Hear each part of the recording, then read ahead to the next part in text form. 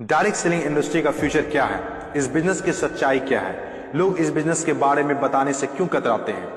लोग इस बिजनेस में काम करना क्यों नहीं चाहते हैं? क्यों डायरेक्ट सेलिंग बिजनेस में इतनी नेगेटिविटी है? क्या है इसकी वजह?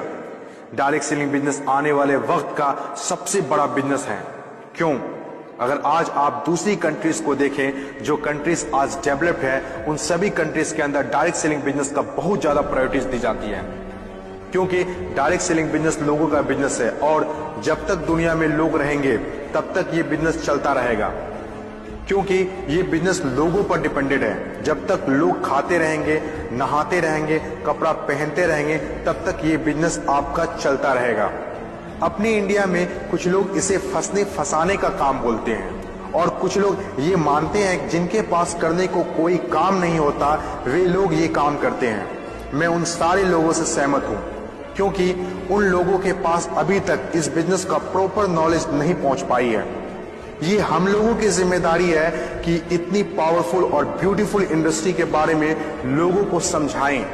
दुनिया में कुछ ऐसे भी काम होते हैं जो लोगों को आसानी से समझ में नहीं आते हैं। एक छोटा सा एग्जांपल देता हूं। हम लोग दिन भर फेसबुक, व्हाट्सएप और यूट्यूब कितना यूज करते हैं और इसके लिए आपसे एक भी पैसा नहीं लिया जाता है। तो जरा सोचिए उनकी कमाई कैसे होती होगी, जबकि फेसबुक दुनिया के टॉप 10 बिजनेस में आता है कमाई के मामले में। कुछ लोग सोचते हैं अगर फेसबुक जब हमसे पैसा नहीं लेता है तो कमाता कैसे होगा। कुछ लोग सोचते हैं पता नहीं कमाता भी होगा कि नहीं। कुछ लोग कहते हैं जो डाटा हम लोग यूज करते हैं उससे कमाता है।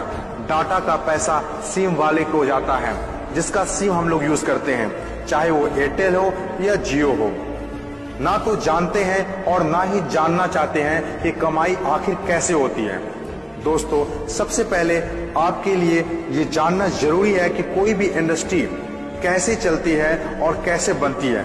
किसी भी नई इंडस्ट्री को चलने के लिए 4 फेज से गुजरना होता है।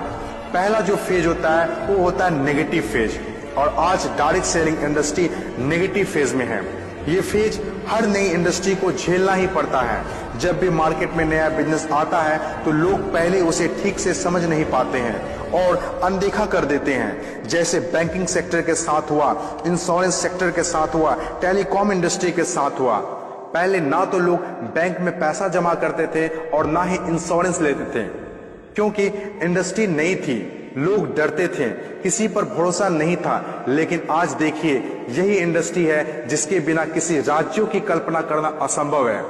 जब नई नई प्लास्टिक इंडस्ट्री स्टार्ट हुआ तो 95% लोगों ने इनकार कर दिया